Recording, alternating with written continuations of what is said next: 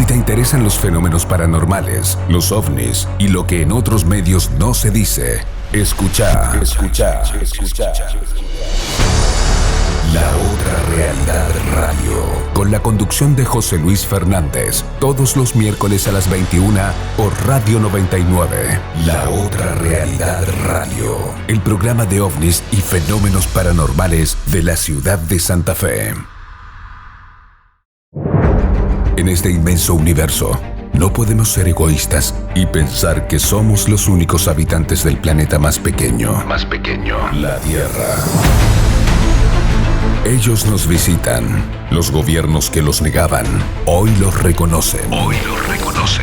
Aquí comienza La Otra Realidad Radio. Idea y conducción, José Luis Fernández. La Otra Realidad Radio, el programa de ovnis y fenómenos paranormales de la ciudad de Santa Fe.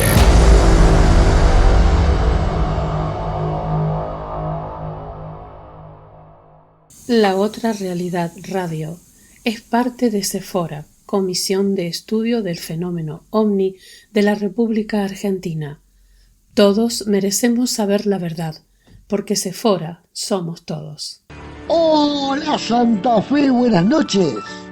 El gusto de estar un miércoles más haciendo este clásico de los miércoles que llamamos La Otra Realidad, aquí por Radio 99.9 de Santa Fe. Estamos saludando a toda la ciudad, a el país y al mundo que a partir de este momento, por los próximos 60 minutos, nos sintoniza. Hoy vamos a tener un programa muy especial, porque vamos a tener un programa con un informe, con noticias que han ocurrido en el mundo y que la vamos a compartir aquí en La Otra Realidad Radio. Como siempre decimos, noticias que no se escuchan en los otros medios, usted lo va a escuchar aquí en La Otra Realidad Radio de Santa Fe. Ese va a ser el tema central de La Otra Realidad Radio de hoy. Estamos dando las muy buenas noches a Claudio Trovil en Radio 99.9, a Raúl Chani aquí en La Otra Realidad Radio y a Karina González en la producción del programa. Así que ya, sin perder más tiempo, porque quiero que entre todo en esta hora diferente, vamos a presentar a quienes hacen posible La Otra Realidad y después venimos con el desarrollo del programa de esta noche. No toques el dial. Estás en Radio 99, 99.9 MHz. La Otra Realidad Radio, espacio publicitario. Portal 1111, Día de la Nueva Humanidad. Declaración del Día de la Nueva Humanidad. Mucho se habla de lo nuevo, mucho se desea lo nuevo, pero la cuestión no está en desear, no está en buscar afuera, sino más bien en encontrar adentro. ¿Qué quiero decir? Que cuando uno habla de nueva humanidad debe prepararse, cuando uno habla de nueva humanidad debe trabajar en uno mismo, y eso es un poco lo que hacemos. Festejamos y declaramos el Día de la Nueva Humanidad del 11-11, pero también nos formamos y trabajamos en nosotros mismos para poder encarnar lo nuevo, para poder ser parte de eso que tan maravilloso que viene. Te invito el 11-11 a venir a Capilla del Monte a festejar la declaración del Día de la Nueva Humanidad y además a trabajar con vos mismo. En el corazón de la conexión espiritual, la conciencia crística se revela como un sendero de transformación profunda. Este 11 de noviembre, en Capilla del Monte, nos reunimos en el tercer encuentro del 11-11 por la nueva humanidad, un portal numérico que nos invita a la unidad con lo divino. La conciencia crística es un camino espiritual, un viaje interno que nos transforma, llevándonos a un estado de armonía y conexión universal. En este encuentro no solo estaré yo, sino también estará Marcelo Albala, Diana y Patti Pizarro, todos unidos en este viaje del héroe, creando una nueva realidad. Este tercer encuentro del 11-11 es una invitación a despertar esa nueva humanidad, a elevar nuestra vibración y a formar parte de esa red crística maravillosa que envuelve a todo el planeta. Te esperamos. Todos nosotros como humanos hemos elegido venir a la Tierra y estar hoy vivenciando uno de los momentos más hermosos y cruciales. Cada uno de nosotros estamos procesando y liberando todos estos ropajes viejos, porque la Madre Tierra ya nos trascendió en un estado de conciencia sutil y amoroso. Creencias limitantes, egos, pensamientos repetitivos, dolores, ya serán caídos. Hoy, la Madre nos espera como humanidad, transformados en cristal de luz que somos. Este 1111, número espejo, se celebra y te invito a celebrar con nosotros el llamado y la conexión con la nueva humanidad. Todo en uno de los lugares de alta vibración, nuestra capilla del monte, en Córdoba. Este llamado es para todos los seres humanos que ya sientan que el cansancio ha sido tremendo y que ahora es momento de abrir sus alas y expandirse y reconectarnos con los hermosos seres que somos. La responsabilidad es de cada uno de nosotros, porque el trabajo es interno y luego en unidad, y así poder dar el salto a esta nueva humanidad. Tercer encuentro, Día de la Nueva Humanidad, hacia la convivencia cósmica. Se va a desarrollar en Capilla del Monte, Córdoba, Argentina, los días 10, 11 y 12 de noviembre, con la participación de Patti Pizarro, Diana Liz, Marcelo Advala y Marcos Valdivia. Informes e inscripción, te podés comunicar al 549 115 178 4504. Te esperamos. La Otra Realidad Radio llega a todo el país y al mundo.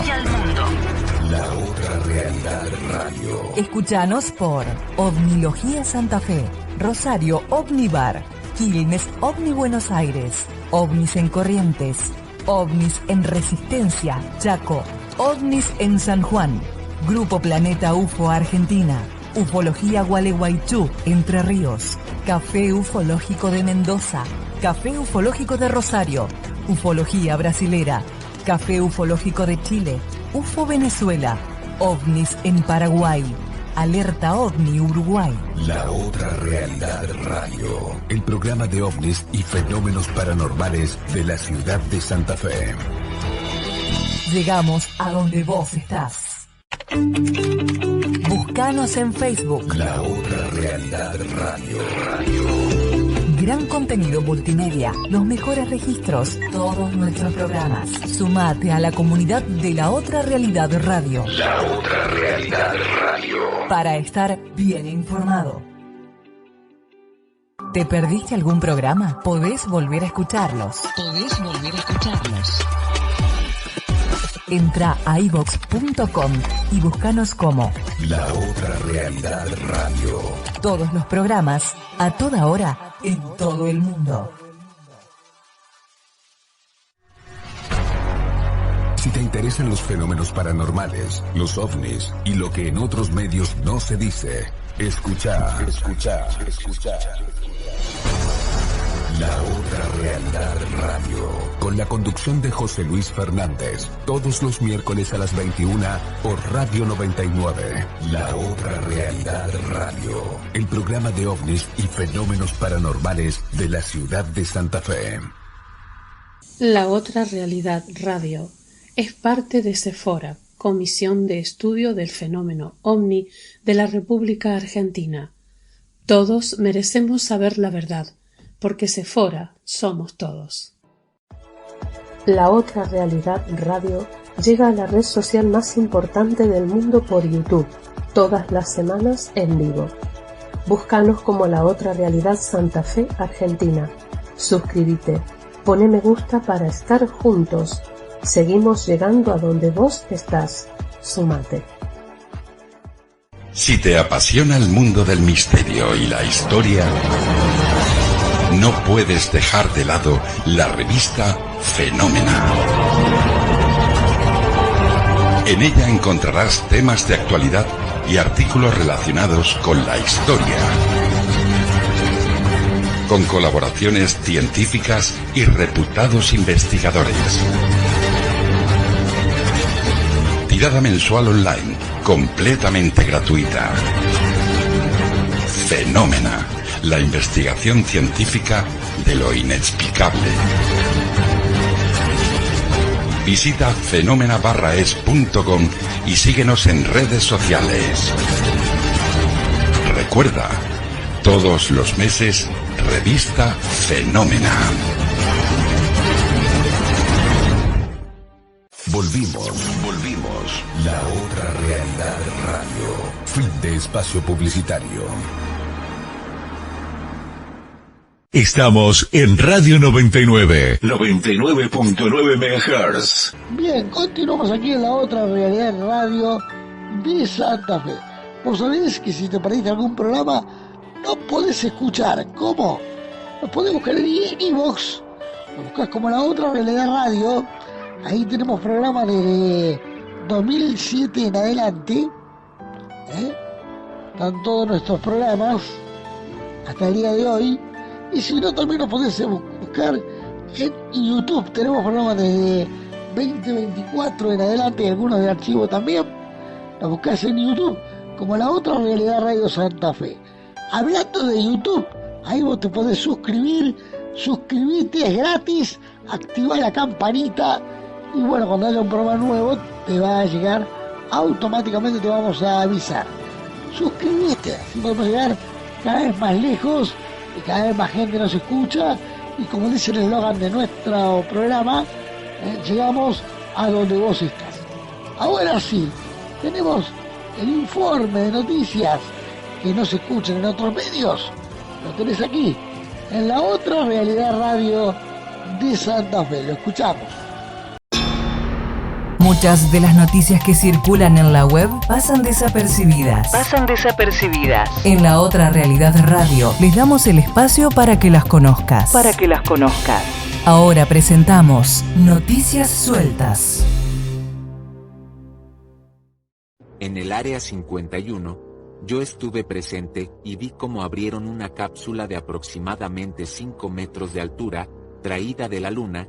Dentro de ella se encontraba un ser de hacía más de 10 millones de años. En la década de los 70, en una de las misiones Apolo, se detectó una serie de objetos con figura uniforme semi-enterrados en uno de los cráteres en la Luna, pero por la tecnología con la que se contaba en ese momento era complicado sacarlos y más aún, traerlos a la Tierra. Con el paso del tiempo y con el avance en la tecnología, se han podido sacar del cráter alrededor de 15.000 de ellas y por lo menos 4 cápsulas ya se encuentran en la Tierra.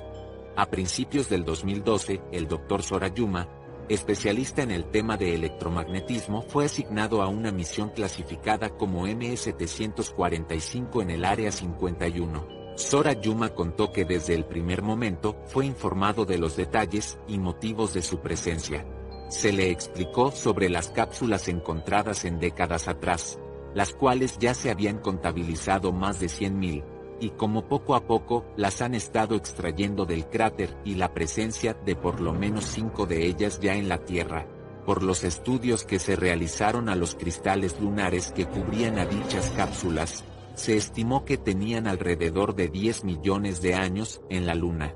En escaneos simples, se supo que en su interior había cuerpos de seres que al parecer eran muy similares a los humanos, pero de gran tamaño. El deseo de la NASA era abrir uno de ellos para estudiar a los seres que se encontraban dentro. Sin embargo, además del riesgo biológico, se detectó en algunos de estos objetos energía electromagnética. Esto, por supuesto, llamó poderosamente la atención por la antigüedad que tenían. La misión de Sora Yuma era determinar en qué condiciones se podrían abrir una de estas cápsulas. Sora Yuma comentó: "Me guiaron por uno de los laboratorios subterráneos del Área 51, hasta un laboratorio donde se encontraba una de esas enormes cápsulas montada en una base. No voy a negar que estaba asustado por saber que dentro de estos objetos o aparato se encontraba un ser de más de 10 millones de años, de un tamaño descomunal. Me acerqué y toqué la cápsula. Se notaba algo desgastada por el tiempo, pero era impresionante el ver que conservaba su figura perfectamente. Noté que estaba sellada completamente. No se había encontrado ranura alguna por donde se pudiera abrir. Parecería que se había hecho en una sola pieza, por lo que pregunté si estaban seguros de que algo había adentro. Me mostraron lo que parecían radiografías y efectivamente había un enorme cuerpo. La verdad no fue tan difícil descifrar cómo abrirlo sin dañar la estructura. La NASA ya tenía un gran avance, solo se requería una fuerza magnética contraria a la que generaban los objetos. Me cercioré de que no fuera riesgoso y sugerí que se abriera en un ambiente al vacío para no dañar la estructura y el cuerpo con el contacto del aire. Nos encontrábamos alrededor de 15 personas en un cuarto contiguo viendo cómo unos brazos robóticos abrirían el objeto. Al aplicar la fuerza electromagnética, se rompió gran parte de la estructura, dejando al descubierto al ser que llevaba dentro. Todos nos quedamos sin decir una palabra. Este ser de casi 5 metros era idéntico a un ser humano con la diferencia de su estatura. Su color de piel estaba pálida por el paso del tiempo, pero su preservación era increíble. Casi parecería que estaba vivo y solo dormido. Estaba envuelto de circuitos y cables que estaban adheridos a la cápsula. Inmediatamente varios doctores entraron a la sala donde se encontraba el ser y nos sacaron de la sala contigua. Posterior a esto, tuve que seguir trabajando en 2 cápsulas más, por lo que tuve acceso a un reporte clasificado de este suceso. El reporte mencionaba, entre otras cosas, que los cuerpos ya se encontraban momificados en un estado de preservación de alta calidad.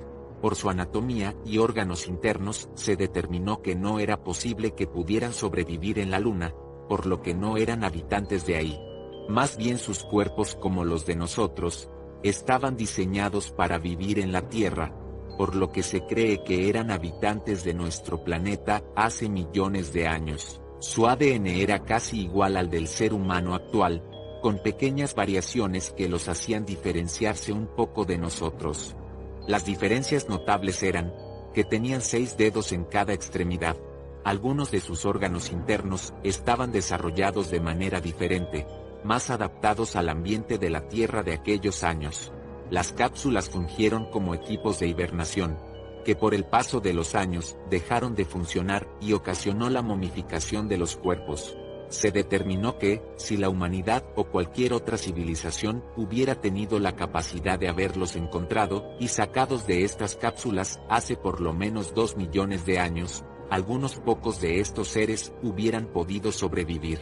Se especula que era una civilización más desarrollada que la nuestra por la tecnología encontrada tanto en las cápsulas como dentro de sus cuerpos, y por alguna razón tuvieron que huir de la Tierra e invernar por millones de años con la esperanza de que alguna civilización los rescatara.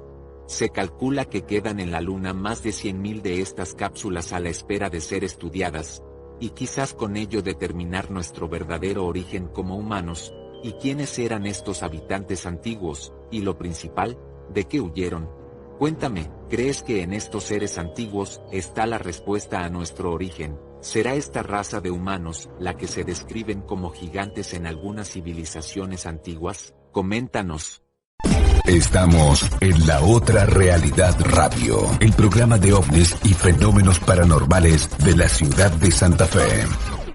Me llamo Marcus Lendel, y si estás escuchando esto es porque ya no estoy vivo. Durante 30 años trabajé en lo que muchos llaman los hombres de negro. Sí, esos tipos de trajes oscuros que aparecen en los lugares más improbables, desvaneciéndose tan rápido como llegaron. Pero lo que no saben es que no todos somos de este mundo, y mucho menos de esta dimensión. Hoy quiero contar mi verdad, porque ya no tengo nada que perder. Nací en un pequeño pueblo de Escocia en 1968. Mi vida era simple, campos verdes, cielos grises y una familia que apenas sobrevivía con lo justo. Mi entrada al servicio no fue nada extraordinaria. A los 22 años me reclutaron para lo que pensé era una rama oscura del MI6. Pero al poco tiempo descubrí que no había nada de británico en esa organización. Nuestra base principal no estaba en Nueva York ni en Washington, como suelen especular los conspiracionistas. Estaba en lo profundo de las montañas del Tíbet, Un lugar donde el aire es tan delgado que sientes que cada respiro es una lucha contra la muerte. Pero allí, a más de 5.000 metros de altura, estaba una instalación que desafiaba toda lógica. Ni siquiera recuerdo cómo llegué la primera vez. Fue como entrar en un sueño. Un helicóptero me recogió en Londres, y lo siguiente que supe fue que estaba frente a un edificio de cristal negro que parecía absorber la luz del sol. Dentro, todo era demasiado avanzado para lo que debería existir en este siglo. Ascensores sin cables, habitaciones que cambiaban de tamaño dependiendo del número de personas, y lo más impactante, una sala central con un portal de teletransportación. No había cables ni antenas. Solo una esfera metálica flotando en el aire, capaz de llevarte a cualquier lugar del mundo en cuestión de segundos. Los superiores nunca decían sus nombres, y los pocos que lo hacían usaban alias que cambiaban cada semana. Mi primer encargo fue en Siberia, donde una aldea completa había reportado luces en el cielo. Me llevaron al lugar en menos de un parpadeo. El portal zumbó, la luz se intensificó, y cuando abrí los ojos estaba en medio de la tundra helada. Lo que encontramos fue aterrador. Un objeto metálico, incrustado en el hielo, emanaba un calor imposible. A pesar de estar a 40 grados bajo cero, el suelo a su alrededor estaba completamente derretido. Pero lo que realmente me impactó no fue el objeto en sí, sino la presencia de otro equipo de hombres de negro. No eran humanos. De cerca, sus movimientos eran antinaturales. Parecían flotar más que caminar. Su piel era lisa, casi plástica, y sus ojos eran pozos negros sin emoción. No hablaban, pero nos entendían. Ese fue mi primer contacto con lo que ellos llamaban agentes híbridos. Seres creados en laboratorios fuera de este planeta para interactuar con nosotros sin levantar sospechas. A medida que pasaban los años, mis misiones se volvieron más oscuras. Desde encubrir aterrizajes de naves en el desierto de Atacama hasta silenciar a aldeanos en la Amazonía que habían visto luces vivientes.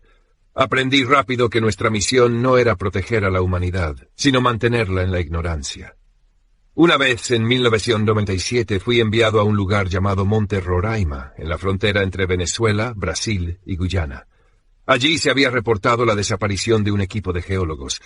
Cuando llegamos no encontramos cuerpos, solo sus equipos abandonados. Pero lo más extraño era un agujero en el suelo, perfectamente redondo, que parecía no tener fondo. Uno de los híbridos bajó por el borde y regresó minutos después con algo en la mano, un pequeño dispositivo que no pertenecía a este mundo. Los superiores nos ordenaron destruirlo, pero el híbrido se negó. Lo protegió con una furia que nunca antes había visto en una criatura supuestamente programada para obedecer. Esa fue la primera vez que vi a un híbrido desintegrarse frente a mis ojos. Los humanos no somos los únicos que los hombres de negro consideran prescindibles. Con el tiempo comencé a cuestionarme, ¿por qué tanta obsesión por ocultar la verdad? ¿Qué era tan peligroso que la humanidad no podía saberlo? La respuesta llegó en 2005, cuando tuve acceso, por accidente, a una reunión de alto nivel. Me escondí en un conducto de ventilación, y lo que escuché cambió mi vida. Los hombres de negro no trabajan únicamente para los gobiernos de la Tierra. Son parte de una coalición interdimensional. Nuestro planeta es un experimento, una incubadora. Los alienígenas, los híbridos y los humanos que trabajamos juntos lo hacemos bajo la dirección de seres que ni siquiera podemos comprender. Ellos nos observan, nos manipulan, y cuando algo amenaza su experimento, lo eliminan sin piedad. Descubrí que la base del Tíbet era solo una de las muchas repartidas en lugares inverosímiles, bajo el Océano Pacífico, en los polos y hasta en cuevas desconocidas en la Antártida. Cada base tenía un propósito específico, y la nuestra era controlar el flujo de información sobre el fenómeno ovni. Mi última misión fue en 2014, en Sudáfrica. Una nave había sido derribada por fuerzas militares locales, pero cuando llegamos ya no había nave. Solo un cráter y una docena de soldados petrificados, literalmente convertidos en piedra. Mientras inspeccionábamos la zona, algo se activó. Una esfera brillante salió del cráter y comenzó a emitir un sonido que no puedo describir, pero que hizo que mi cabeza sintiera que iba a explotar. Cuando desperté, estaba de regreso en la base. Mis superiores me dijeron que todo había salido bien, pero algo en sus ojos me decía lo contrario. A partir de ese día, comenzaron a vigilarme más de cerca. Cada movimiento, cada palabra. Fue entonces cuando decidí que debía escapar. Lo planifiqué durante meses. Sabía que no podía usar el portal, así que me infiltré en el hangar y robé una de sus naves pequeñas, una que usábamos para misiones discretas. Era tecnología alienígena, pero me habían entrenado lo suficiente para pilotarla. La llevé al lugar más remoto que conocía, un pueblo en Islandia donde la luz del día apenas dura unas horas. Ahora vivo escondido, constantemente cambiando de lugar, pero sé que no puedo huir para siempre. Tarde o temprano me encontrarán. Solo espero que este mensaje llegue a alguien antes de que lo hagan. Los hombres de negro no son solo una leyenda, son la delgada línea que separa lo que conocemos de lo que no deberíamos saber. Y créeme, la verdad es mucho más aterradora de lo que cualquier película o libro podría imaginar. Después de escapar, comencé a reflexionar sobre todo lo que había vivido, todo lo que había visto. Sabía que mis días estaban contados, pero había algo dentro de mí, un fuego que no podía apagar, la necesidad de que alguien, en algún lugar, supiera la verdad. Uno de los secretos más grandes que aprendí durante mi tiempo en la organización es que la humanidad ha sido contactada muchas más veces de lo que se cree. Cada gran salto en nuestra evolución tecnológica no ha sido por mérito propio. Desde la invención de la rueda hasta el desarrollo de la energía nuclear, siempre hubo una mano invisible guiándonos, pero no por benevolencia. Lo que ellos temen no es nuestra tecnología, sino nuestra curiosidad. Los seres que nos observan y controlan saben que una vez que logremos conectar los puntos, podremos hacer preguntas que ellos no quieren responder. Preguntas como, ¿quiénes somos realmente? ¿Por qué estamos aquí? Y lo más inquietante, ¿qué ocurre cuando morimos? Una vez escuché una conversación entre un híbrido y uno de los superiores. El híbrido parecía incómodo, como si algo en su programación estuviera fallando. Decía que los humanos éramos diferentes, impredecibles, que no encajábamos del todo en este planeta. Y entonces lo dijo, ellos nunca debieron haberlos traído aquí. Traernos. Esa palabra resonó en mi mente durante años. Nunca se explicó, pero cada pedazo de información que recolecté después parecía apuntar en la misma dirección. Los humanos no somos originarios de la Tierra. Años antes de mi fuga, tuve acceso a un informe clasificado que hablaba de anomalías en nuestra biología. Al parecer, nuestra resistencia a enfermedades, nuestra forma de procesar oxígeno e incluso nuestras emociones eran incompatibles con el resto del ecosistema terrestre. Era como si fuéramos una especie implantada, diseñada para sobrevivir temporalmente en un ambiente hostil.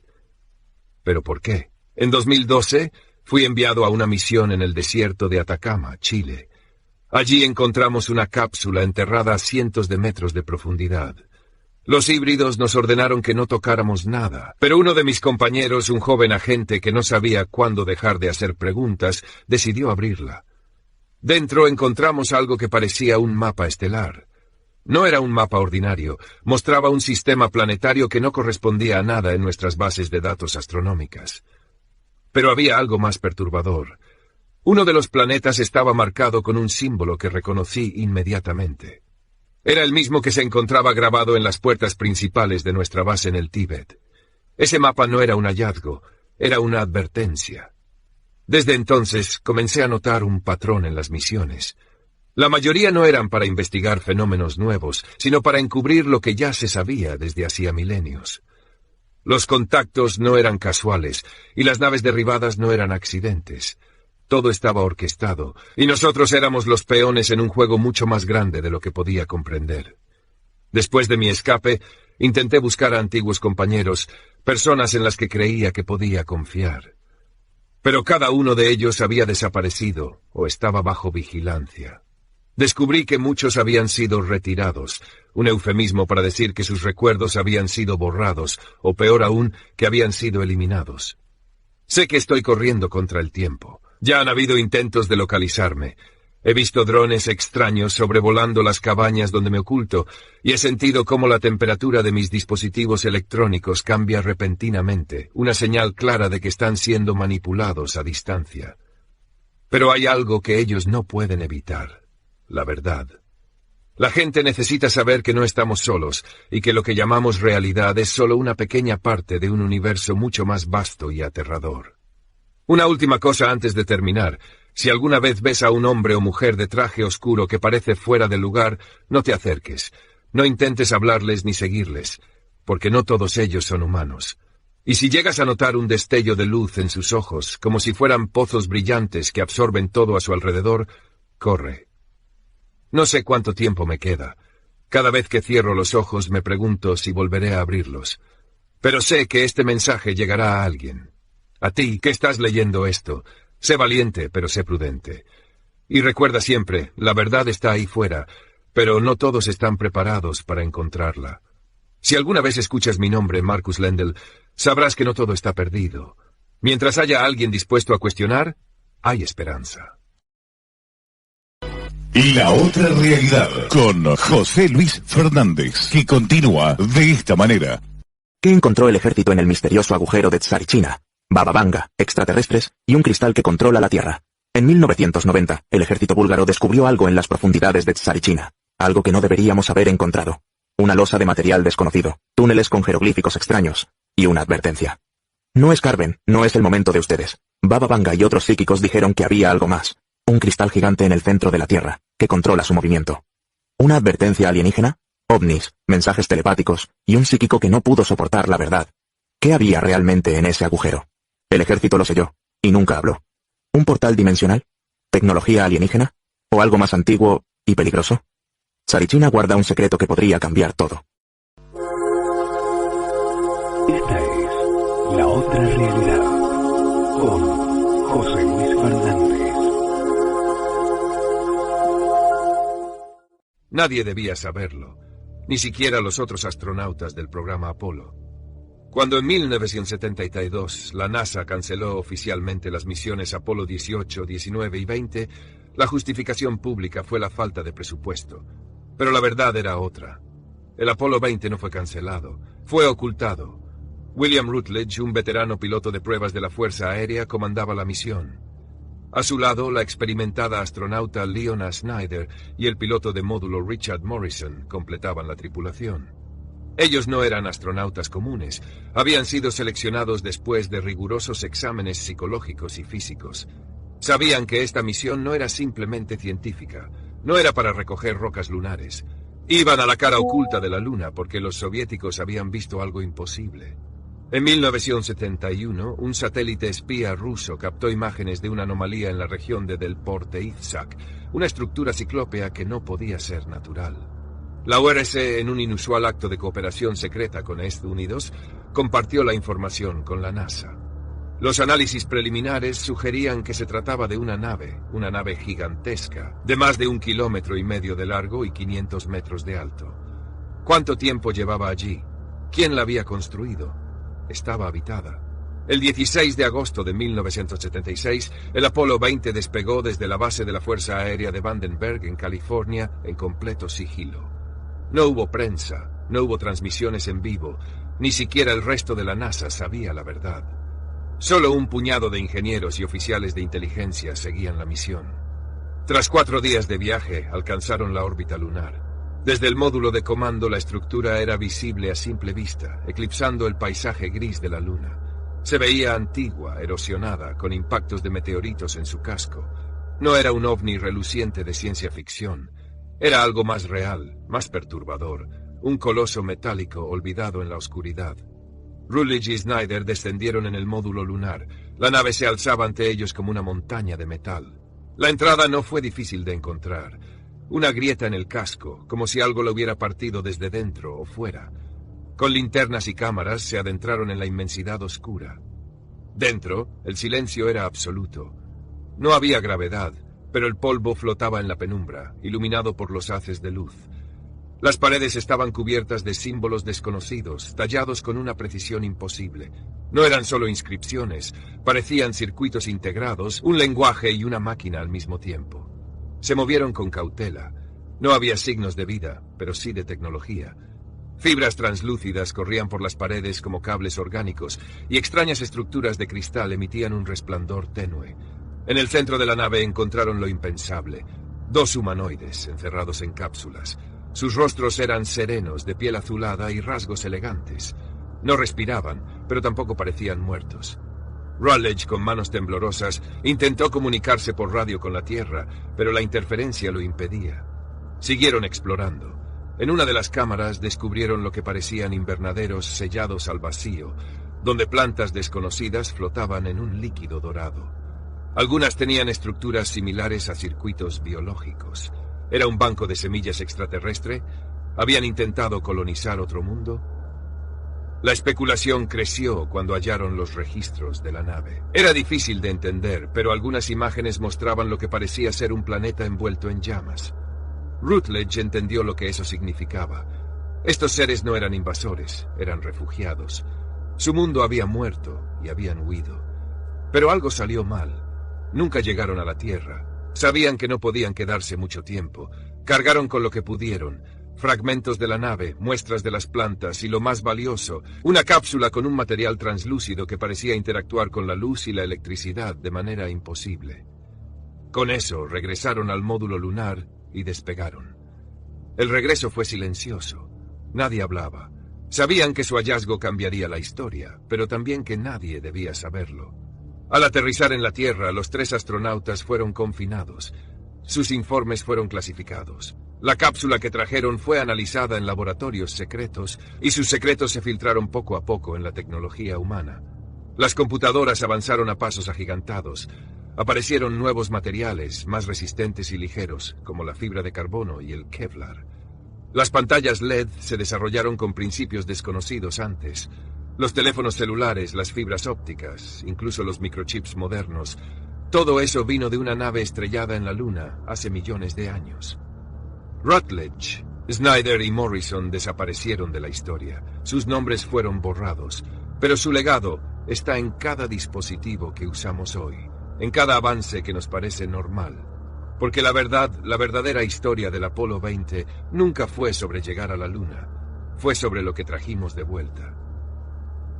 Después del aterrizaje en la Tierra, Rutledge, Snyder y Morrison no fueron recibidos como héroes. No hubo desfiles, ni ruedas de prensa. Fueron trasladados de inmediato a una instalación en Nevada, escoltados por agentes de inteligencia. Los 3 sabían que esto iba a pasar. Sabían que nunca volverían a la vida normal. Las primeras semanas fueron una serie de interrogatorios interminables. Oficiales de alto rango y científicos civiles revisaron sus informes, pidieron detalles sobre cada hallazgo en la nave. Rutledge entendió que el gobierno no solo estaba fascinado por la tecnología que habían encontrado, sino que temían sus implicaciones.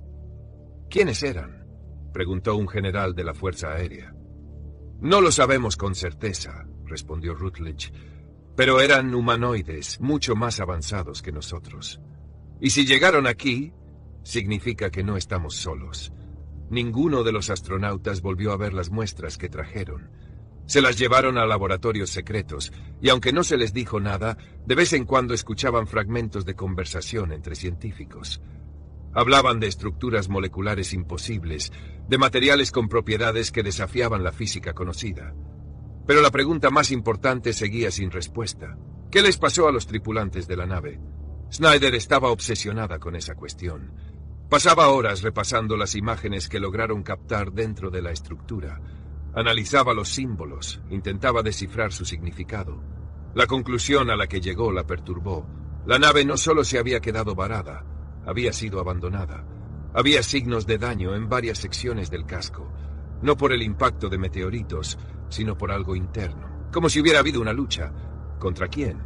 No lo sabían. Pero en uno de los corredores encontraron algo que les heló la sangre. Una puerta sellada con un patrón de símbolos distinto a los demás, como si hubieran intentado contener algo allí. Rutledge recordó la sensación de haber sido observado mientras exploraban la nave. Morrison también lo sintió. ¿Era paranoia? ¿O algo seguía activo en esa nave, incluso después de millones de años? El tiempo pasó y las investigaciones avanzaron en las sombras. Se filtraron pequeñas fracciones de la tecnología recuperada en el desarrollo de nuevas industrias. En los años siguientes, el mundo vio avances exponenciales en la computación. En 1977 se patentó una fibra sintética de alta resistencia, similar al Kevlar. En los 80 aparecieron los primeros prototipos de pantallas LED. A finales de los 90, la miniaturización de los circuitos permitió el desarrollo de teléfonos celulares más avanzados. Pero lo más inquietante no era lo que se había revelado, era lo que se mantenía oculto. En 1982, Rutledge recibió una visita inesperada. Había sido retirado de la vida pública con una nueva identidad y un cheque mensual para asegurarse de que nunca hablara. Pero ese día, 2 hombres de traje negro lo llevaron a una base en Nuevo México. En una sala subterránea, frente a un grupo de científicos, le mostraron algo que lo dejó sin palabras.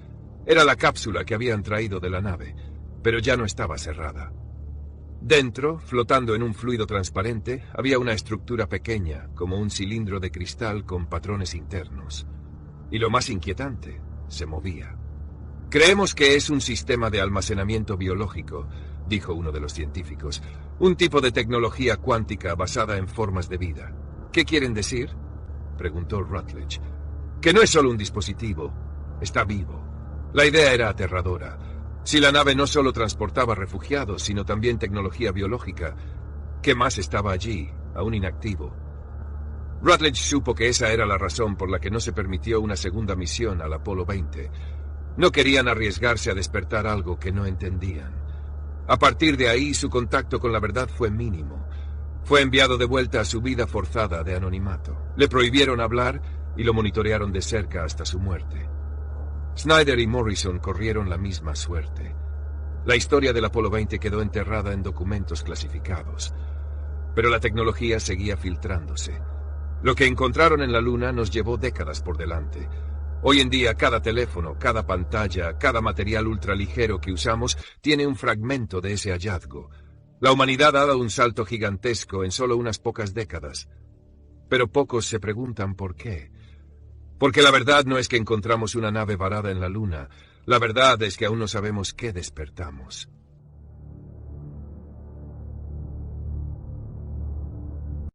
Estamos en La Otra Realidad Radio, el programa de ovnis y fenómenos paranormales de la ciudad de Santa Fe. 1984. 3 cosmonautas rusos vieron algo en el espacio que nunca olvidarían. Era el día 156 de su misión. Todo parecía normal, hasta que algo cambió. De repente, una luz naranja envolvió la nave. Pensaron que era una fuga de gas, pero no. ¿Qué vieron realmente? 7 figuras gigantes aparecieron. Ángeles, o algo más. Medían más de 24 metros y sus rostros irradiaban una paz aterradora. ¿Ángeles? ¿Extraterrestres? ¿O algo que no podemos explicar? Los cosmonautas quedaron paralizados. Uno de los seres les sonrió. 10 minutos después, desaparecieron. ¿Fue una alucinación? ¿O algo real? Las autoridades lo llamaron fatiga espacial. Pero, ¿cómo explicar que 2 tripulaciones diferentes vieron lo mismo? El misterio sigue sin respuesta. La Otra Realidad, con José Luis Fernández, que continúa de esta manera. Acacor, la ciudad alienígena del Amazonas. La historia de Acacor comienza el 3 de marzo de 1972, cuando el periodista alemán Karl Brugger tuvo un encuentro con un personaje tan extraño como interesante. Se decía llamar Tatunka Nara, y a pesar de su aspecto de hombre blanco y el manejo del idioma alemán, decía ser uno de los jefes de una tribu milenaria de la Amazonia llamada Uga Mongulala. Sin embargo, lo que más llamó la atención del periodista no era ni su aspecto o procedencia, sino porque Tatunka Nara decía tener conocimiento sobre la existencia de una ciudad maravillosa llamada Acacor, que estaba oculta bajo las tierras de la selva de Brasil, Bolivia y Perú. Esta ciudad subterránea había sido construida por una civilización de extraterrestres provenientes del planeta Huerta, ubicado en una lejana constelación, y que llegaron a nuestro planeta en el año 13.000 a.C. para asentarse en la selva amazónica de América del Sur.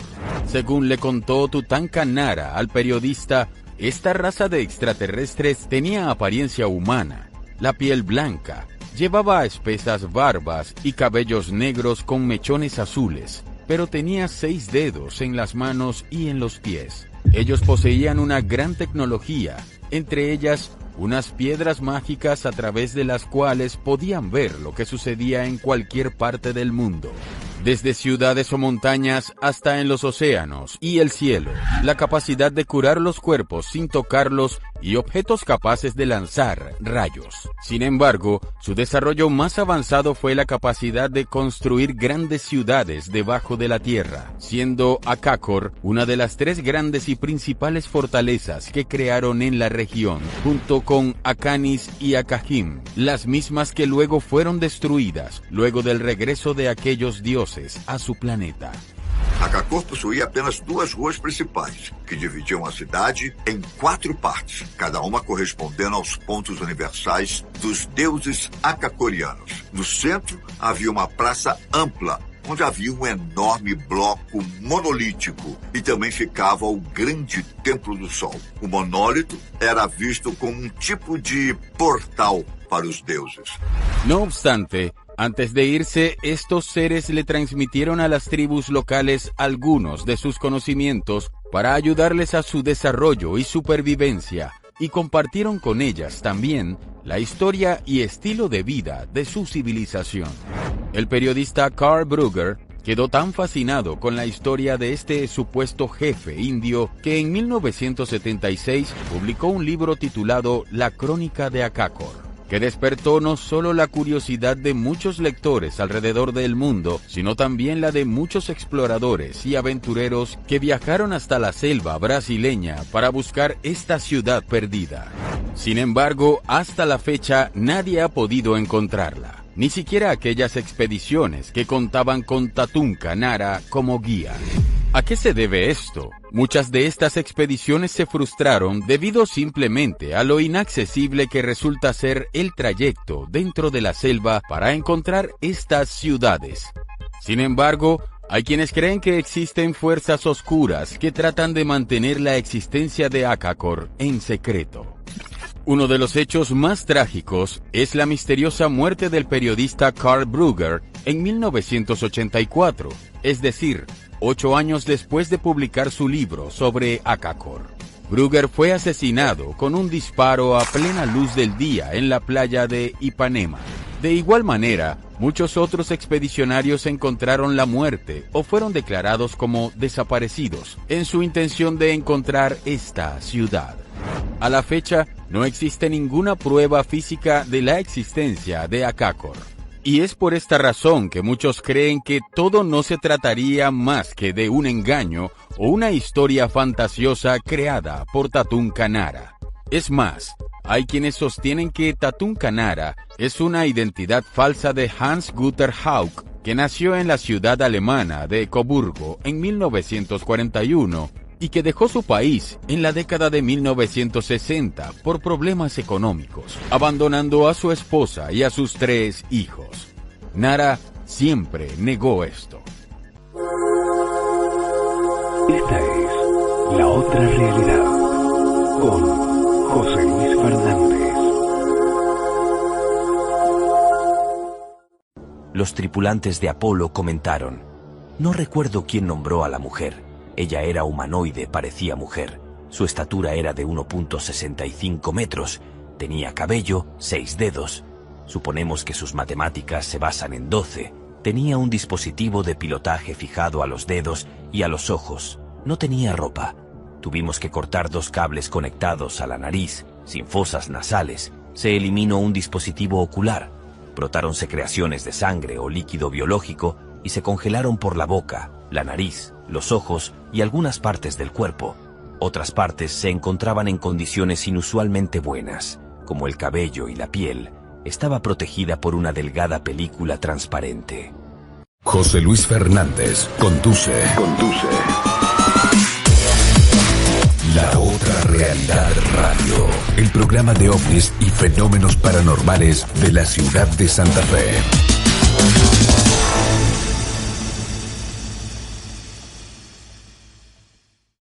No toques el dial. Estás en Radio 99, 99.9 MHz. La Otra Realidad Radio, espacio publicitario. Portal 1111, Día de la Nueva Humanidad. Declaración del Día de la Nueva Humanidad. Mucho se habla de lo nuevo, mucho se desea lo nuevo, pero la cuestión no está en desear, no está en buscar afuera, sino más bien en encontrar adentro. ¿Qué quiero decir? Que cuando uno habla de nueva humanidad debe prepararse, cuando uno habla de nueva humanidad debe trabajar en uno mismo, y eso es un poco lo que hacemos. Festejamos y declaramos el Día de la Nueva Humanidad del 11/11, pero también nos formamos y trabajamos en nosotros mismos para poder encarnar lo nuevo, para poder ser parte de eso que tan maravilloso que viene. Te invito el 11/11 a venir a Capilla del Monte a festejar la declaración del Día de la Nueva Humanidad y además a trabajar con vos mismo. En el corazón de la conexión espiritual, la conciencia crística se revela como un sendero de transformación profunda. Este 11 de noviembre, en Capilla del Monte, nos reunimos en el tercer encuentro del 11/11 por la nueva humanidad, un portal numérico que nos invita a la unidad con lo divino. La conciencia crística es un camino espiritual, un viaje interno que nos transforma, llevándonos a un estado de armonía y conexión universal. En este encuentro no solo estaré yo, sino también estará Marcelo Albala, Diana y Patti Pizarro, todos unidos en este viaje del héroe, creando una nueva realidad. Este tercer encuentro del 11/11 es una invitación a despertar esa nueva humanidad, a elevar nuestra vibración y a formar parte de esa red crística maravillosa que envuelve a todo el planeta. Te esperamos. Todos nosotros como humanos hemos elegido venir a la Tierra y estar hoy vivenciando uno de los momentos más hermosos y cruciales. Cada uno de nosotros estamos procesando y liberando todos estos ropajes viejos, porque la Madre Tierra ya nos trascendió en un estado de conciencia sutil y amoroso. Creencias limitantes, egos, pensamientos repetitivos, dolores, ya serán caídos. Hoy, la Madre nos espera como humanidad, transformados en cristal de luz que somos. Este 11/11, número espejo, se celebra y te invito a celebrar con nosotros el llamado y la conexión con la nueva humanidad. Todo en uno de los lugares de alta vibración, nuestra Capilla del Monte, en Córdoba. Este llamado es para todos los seres humanos que ya sientan que el cansancio ha sido tremendo y que ahora es momento de abrir sus alas y expandirse y reconectarnos con los hermosos seres que somos. La responsabilidad es de cada uno de nosotros, porque el trabajo es interno y luego en unidad, y así poder dar el salto a esta nueva humanidad. Tercer encuentro, Día de la Nueva Humanidad, hacia la convivencia cósmica. Se va a desarrollar en Capilla del Monte, Córdoba, Argentina, los días 10, 11 y 12 de noviembre, con la participación de Patti Pizarro, Diana Liz, Marcelo Albala y Marcos Valdivia. Informes e inscripción, te podés comunicar al 549 115 178 4504. Te esperamos. La Otra Realidad Radio llega a todo el país y al mundo.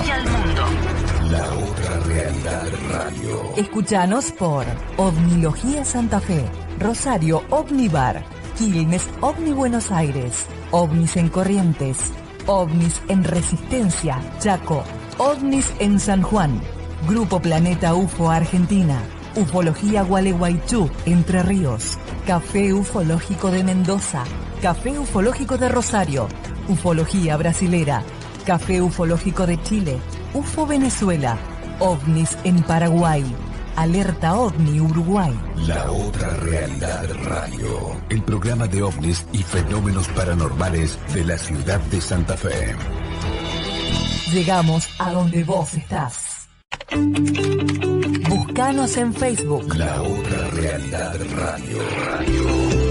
gran contenido multimedia, los mejores registros, todos nuestros programas. Sumate a la comunidad de La Otra Realidad Radio. La Otra Realidad Radio. Para estar bien informado.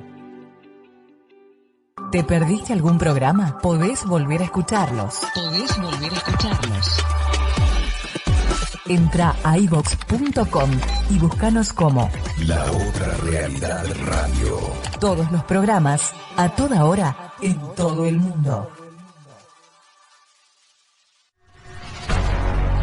Si te interesan los fenómenos paranormales, los ovnis y lo que en otros medios no se dice, escucha. La Otra Realidad Radio, con la conducción de José Luis Fernández, todos los miércoles a las 21 por Radio 99. La Otra Realidad Radio, el programa de ovnis y fenómenos paranormales de la ciudad de Santa Fe. La Otra Realidad Radio es parte de Sephora, Comisión de Estudio del Fenómeno OVNI de la República Argentina. Todos merecemos saber la verdad, porque Sephora somos todos. La Otra Realidad Radio llega a la red social más importante del mundo por YouTube, todas las semanas en vivo. Búscanos como La Otra Realidad Santa Fe Argentina. Suscríbete, poné me gusta para estar juntos. Seguimos llegando a donde vos estás. Sumate. Si te apasiona el mundo del misterio y la historia, no puedes dejar de lado la revista Fenómena. En ella encontrarás temas de actualidad y artículos relacionados con la historia, con colaboraciones científicas y reputados investigadores. Tirada mensual online, completamente gratuita. Fenómena, la investigación científica de lo inexplicable. Visita fenomena-es.com y síguenos en redes sociales. Recuerda, todos los meses, revista Fenómena. Volvimos. La Otra Realidad Radio. Fin de espacio publicitario. Estamos en Radio 99, 99.9 MHz. Bueno, muy bien, ahí escuchamos entonces este informe que tenemos preparado con muchas noticias que no trascienden en otros medios, pero que vos lo tenés aquí en La Otra Realidad Radio de Santa Fe. Ha sido realmente un programa con muchos temas y quizás noticias que vos no te enterás, nosotros aquí la ponemos a consideración de todos ustedes. Ya estamos en el final del programa de hoy y queremos agradecer a Claudio Tronvi, que nos pone ahí en Radio 99.9, a Raúl Chani aquí en La Otra Realidad Radio y a Karina González, que estuvo en la producción del programa, pero muy especialmente a ustedes, porque si ustedes no estarían del otro lado del receptor, nosotros no estaríamos aquí. Así que muchísimas gracias a toda la ciudad, al país y al mundo por seguirnos en esta hora diferente. Yo los espero el próximo miércoles, acá, en 99.9, a las 21 horas de Argentina, para seguir descubriendo esto que tanto nos gusta y nos apasiona y que hacemos desde hace 23 años, que es La Otra Realidad. El programa de ovnis y fenómenos paranormales de la ciudad de Santa Fe. Chao, hasta la semana que viene.